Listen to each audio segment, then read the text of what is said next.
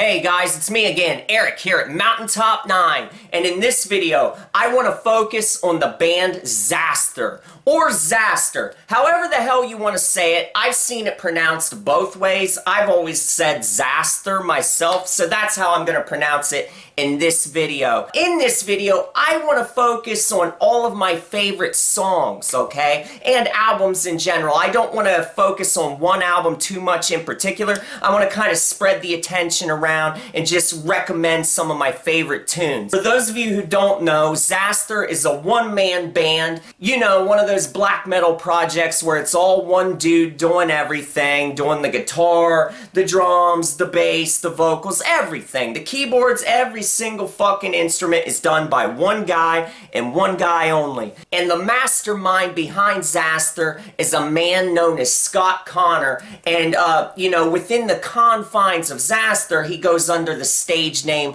Malefic. Getting past that, what does Xasthur sound like? Well, if you've never heard him, the best way to describe them is a lot of people throw the label upon Xasthur of DSBM, meaning depressive, suicidal black metal. And, you know, that's a pretty good type of label to throw at a band like Xasthur because the music is very fucking depressive, it's filled with anguish, and it doesn't exactly give you pleasant vibes when you fucking listen to it, you know what I mean? This is the kind of music, you know, similar to a band like Bethlehem, who I've talked about in the past. Now, Xasthur doesn't sound sonically like a band such as Bethlehem, but emotionally, Xasthur puts across those same feelings of torture and despair and depression and all of that. You just listen to a few minutes of Xasthur's music and you'll know what I'm talking about. But anyway, let me get right into talking about some of my favorite songs and albums that I can recommend to you to get started if you've never heard this band.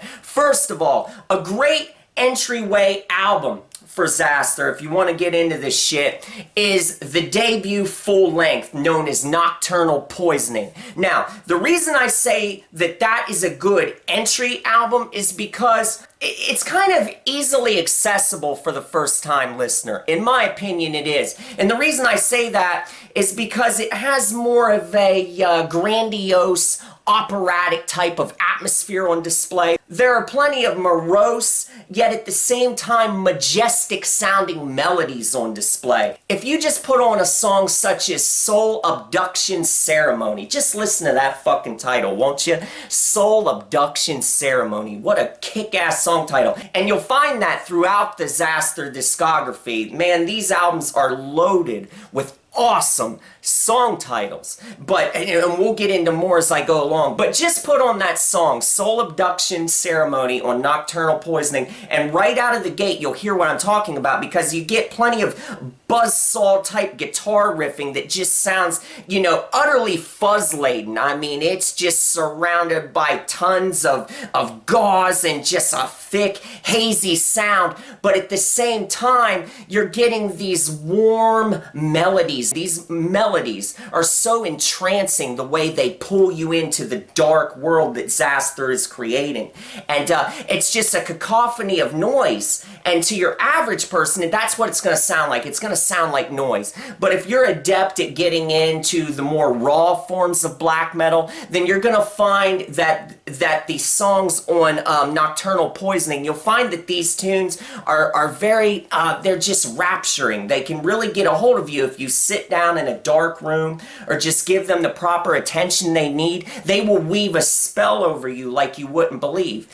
And the thing about Nocturnal Poisoning is it's not quite as depressive as later Xasthur albums. You know, on Nocturnal Poisoning, I feel, like I said before, the atmosphere on the debut full-length is a little bit more operatic. It kind of reminds me almost of Emperor at times. You know, it reminds me of something like In the Night Side Eclipse. It just has that flair to it. And there are even riff patterns on this album that sound kind of triumphant at times. And that's very much contradictory to what most people would associate with Xasthur. You know, when I first think of Xasthur, I think of decay and weirdness and just ugly sounds, stuff that's just turned on its head. Because Malefic, that's the kind of stuff he likes to do. He likes to twist and distort and play ugly chords, stuff that just sounds plain out wrong. And on Nocturnal Poisoning, I feel like you get stuff that's a little bit more in a traditional. There's a much more traditional type flair to these songs. Even though it's super raw and everything, the keyboards that are on display are so loud in the mix, so that makes it sound much more grand and magical. It just gives you that otherworldly feel, but in a very traditional way, and kind of that, you know, classic Norwegian style like you'd hear from Emperor and stuff like that. That's kind of what it makes me feel like. But there is a tune on Nocturnal Poisoning called A Gate Through Blood-Stained Mirrors, and that is my single favorite song on Nocturnal Poisoning. And the reason is because it really shows where Xasthur excels, truly. Because this song, A Gate Through Blood-Stained Mirrors, this song is the one that really conjures up that true, just decaying and evil feeling that Xasthur is so good at. Just put that song on, A Gate Through Blood-Stained Mirrors, and just listen to it from start to finish. When you get to that riff pattern that closes out the song that plays for the last couple minutes, you'll know exactly what I mean. I have never heard a riff. It is a riff pattern and a sound all its own. It sounds like a children's toy, alright? That has come to life, that's been possessed by a demon and is just like sputtering around the room. It's just something about it just sounds so evil and vile and weird, and I fucking love it. It's one of the greatest moments in black metal history, in my opinion, are those closing moments to A Gate Through Blood-Stained Mirrors, because it's just so evil and vile. I love it so much. Listen to that fucking riff. The only way I can describe it is it just sounds like something that was once normal that's just turned on its head, like someone in the grips of possession. It's just so twisted and wrong. A Gate Through Blood-Stained Mirrors. It truly gives you a glimpse at where Xasthur would head. Because once you get past Nocturnal Poisoning and get to the next full length, things really start to head more in that vein, in the vein of just pure things that are just totally wrong and more unorthodox chord patterns and riffs. Now, but while we're still talking about Nocturnal Poisoning, I do want to point out that there is another standout track on here called A Walk Beyond Utter Blackness. I'll tell you what, it's just pure depression. It's just pure sorrow and anguish. It has a beautiful melody line, and even though it's very, you know, distortion-ridden and it sounds super raw, you still become entranced by that melody, and it really feels like you're just walking through a void of blackness. It really paints that picture of being hopelessly lost in an endless void. It really gives you that feeling. It's just very atmospheric, and then there's this whole riff section at the end that really smacks the point home even more. So yeah, if I had to say my 3 favorite tunes off Nocturnal Poisoning before we move along, I do want to tell you the tunes in particular to check out on this album are definitely Soul Abduction Ceremony, A Gate Through Blood-Stained Mirrors, and A Walk Beyond Utter Blackness. Now those are my standout tracks, but listen to the whole damn album. Put it on in the Hate of Battle and just listen to it all the way through, because it really is a special journey. Very atmospheric, very operatic, and very much Xasthur sounding, kind of traditional and triumphant at times. It's not as depressive as Xasthur would soon enough become, because on the next full-length album, alright, on The Funeral of Being, things get scary on this album. Because when you listen to songs like Awakening to the Unknown Perception of Evil and Sigils of Flesh and Trees, when you listen to this stuff, it just sounds super scary. This is a scary album, man. Just from the cover art alone. Alright, you've got just that plain black and white cover. It's very mysterious. And then coupled with that, when you listen to this music, this album is much more in the vein of what I view Xasthur as being. And the vocals that Scott Connor does on this album are just wall-peeling. I mean, this is soul-lacerating stuff, man. It's crazy shit. It sounds like someone being skinned alive and then someone having gasoline doused on their nerves and then just set ablaze. I mean, this is torturous screaming that Scott Connor does on this album. I mean, it sounds painful. Whenever I think of The Funeral of Being, I think this is one of Xasthur's most frightening records, alright? One thing I want to point out on here, in addition to the frightening aspect, is a song on here called Bleak Necrotic Paleness. Now, this song isn't what I'd call frightening, but it is so downright morose and just soul-crushingly sad. It is such a... Bleak is right in the fucking song title, as it should be, because this is one of the bleakest instrumentals you will ever hear. You know, it's just this simple melody line repeating over and over again, becoming more tangled in your brainwaves, and it's something that, yeah, man, if you're feeling down, man, if you're feeling a little bit depressed, if you put on something like Bleak Necrotic Paleness, this is the kind of thing that'll make you feel right at home, because it is just so goddamn sad. This is depressing stuff, so definitely check that one out. I actually did a keyboard cover of that song, Bleak Necrotic Paleness, which I might include in this video, I might not. But yeah, super depressive song. The Funeral of Being overall, just a very scary, depressing album, and definitely befitting of that whole DSBM label that Xasthur, you know, gets tagged with. Now, following up from that, I just want to talk about a few more of my favorites real quick. I don't want to drag on too long in this video, but probably my single, hands-down favorite overall album from Xasthur is the one that comes up next. The next full-length, Telepathic with the Deceased. How can you go wrong with that album title right there? God damn, that's a good title.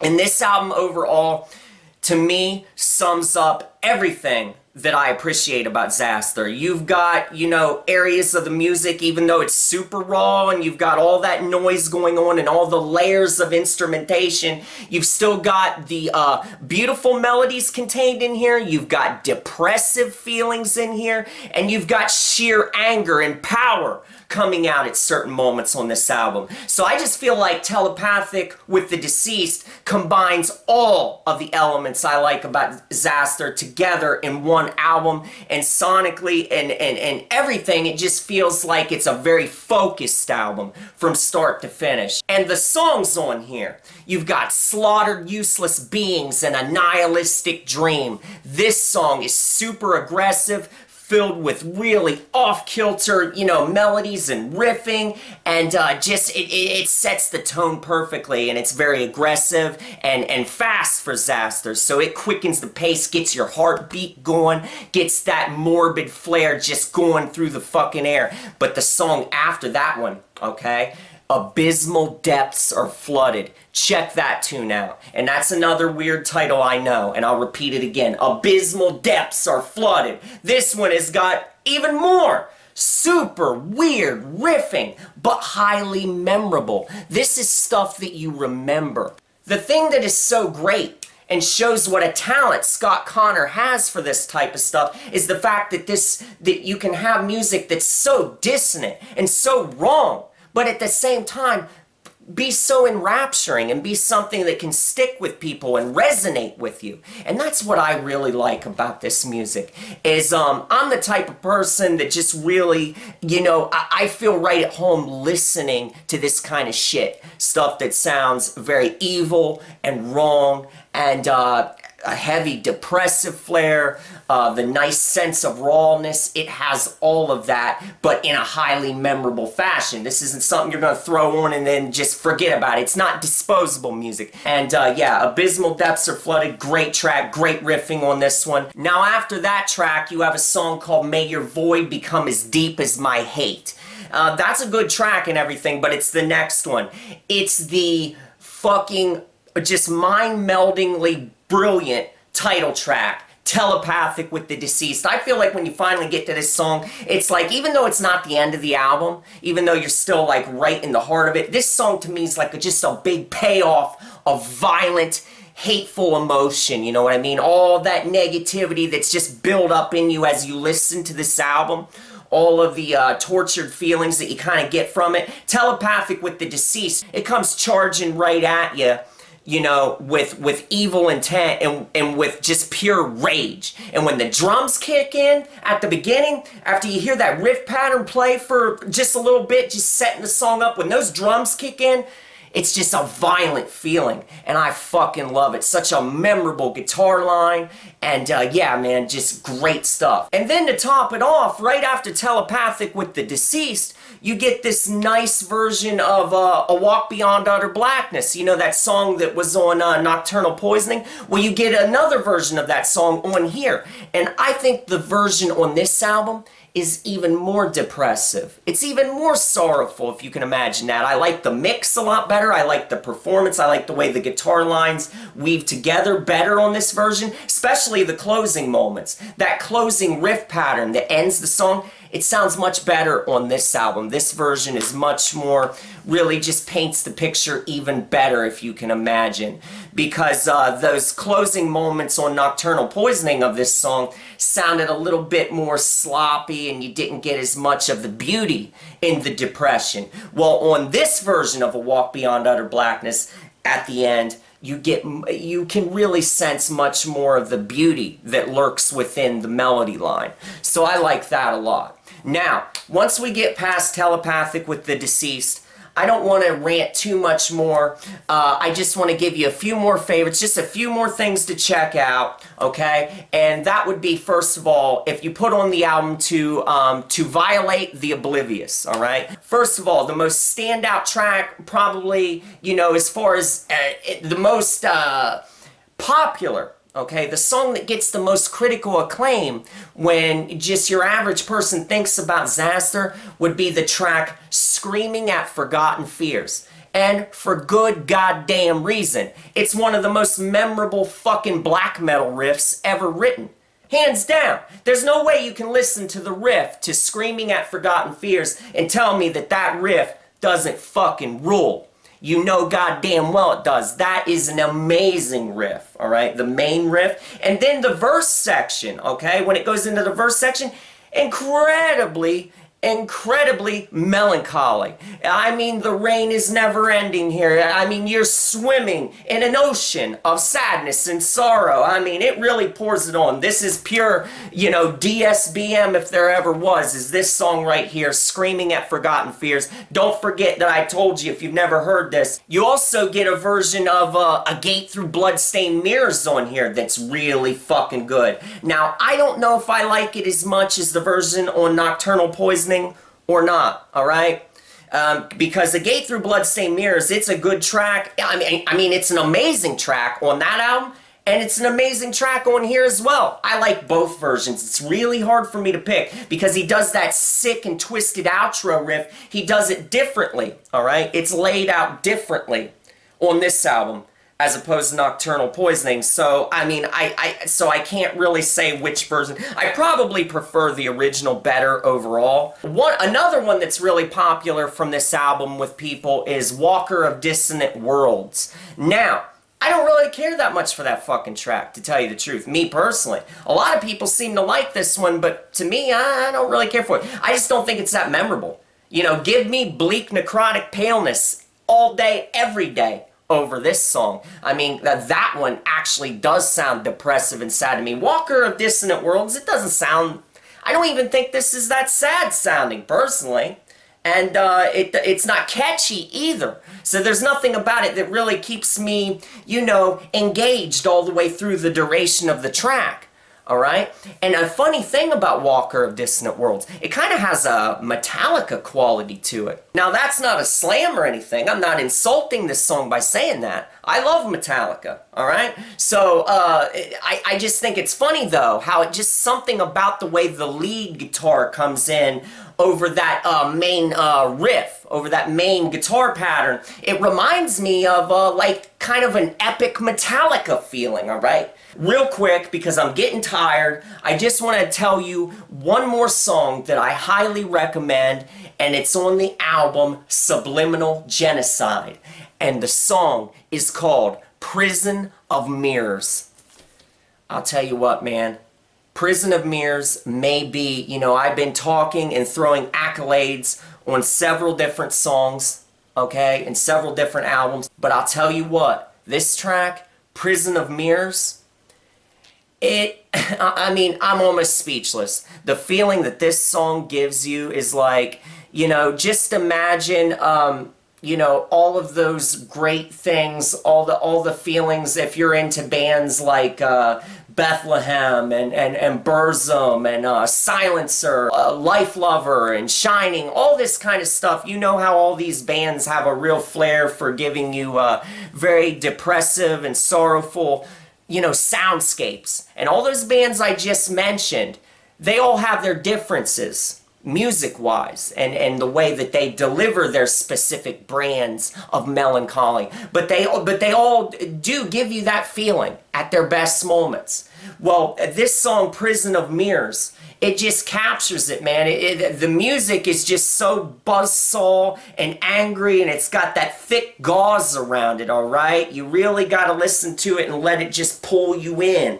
All right? Give it time to weave its spell, but when it does, man, this song it probably tops them all. You know, we've talked about songs like Screaming at Forgotten Fears and Abysmal Depths Are Flooded and all this other stuff, but Prison of Mirrors is the one where I feel like it just builds and builds and builds, kind of like the Burzum would do, you know, at those greatest moments there on those first few albums, how those songs would just weave this sorrowful spell and they keep building and building and building. It reminds me very much, for example, the song Det Som En Gang Var. All right? Hopefully I said that goddamn song title right. You know, the song that's on Burzum's third full-length album. All right? You know how that song just starts out and it just builds and builds and builds, and it becomes more compelling as the song unfolds. As it unfolds, its ethereal, melancholy spell, as the magic just, that magical feeling just drifts all around you.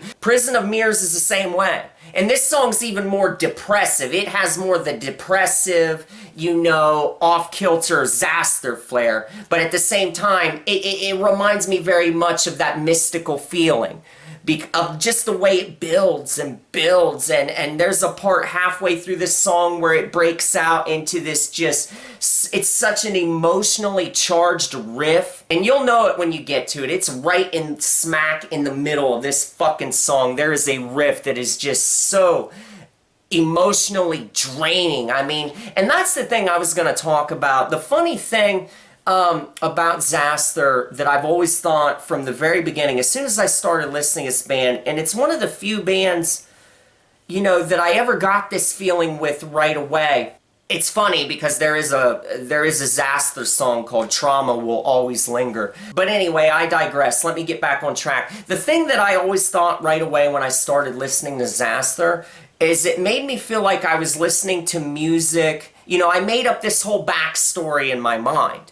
All right, about where this music could potentially come from. And to me, it feels like it's coming from someone who's been through traumatic events, you know, maybe growing up, all right? And as their life went on, these traumatic things kind of welled up inside them. Because the twisted feelings that are in this music, they just sound like something that was once, you know, innocent, you know, and normal. And it sounds like it's just been turned on its head. And that's the awesome thing about music, you know, in general, is that you can personalize it. Anyway, I don't want to ramble on too much longer. I certainly gave you enough to start out with. But as far as I'm concerned, the full-length albums that you need to grab, the golden era of Xasthur, are Nocturnal Poisoning, The Funeral of Being, Telepathic with the Deceased, To Violate the Oblivious, and Subliminal Genocide. But especially those first three.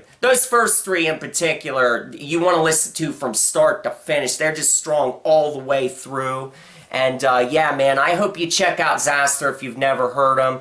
I would say that the first song, the song I would want you to start out with would probably be Screaming at Forgotten Fears or Prison of Mirrors. Start out with one of those two songs, and then if you want to throw on a full length, put on Nocturnal Poisoning. That's a good one to start off with as far as a whole general picture to listen to one of the albums from start to finish. Put that one on because that one's a very focused album. And as you build up your immunity, as you build up your tolerance for Xasthur, because it is an acquired taste, that raw production sound and all those layers of instruments, it can sound like noise to your average person. But sit down, let your ears develop to it. Give yourself over to the power of Xasthur. Once you've developed a tolerance though, put on Telepathic with the fucking Deceased. See how that one grabs you. So yeah, guys, I hope you enjoyed this video, and guess what? I'll be seeing you again real soon.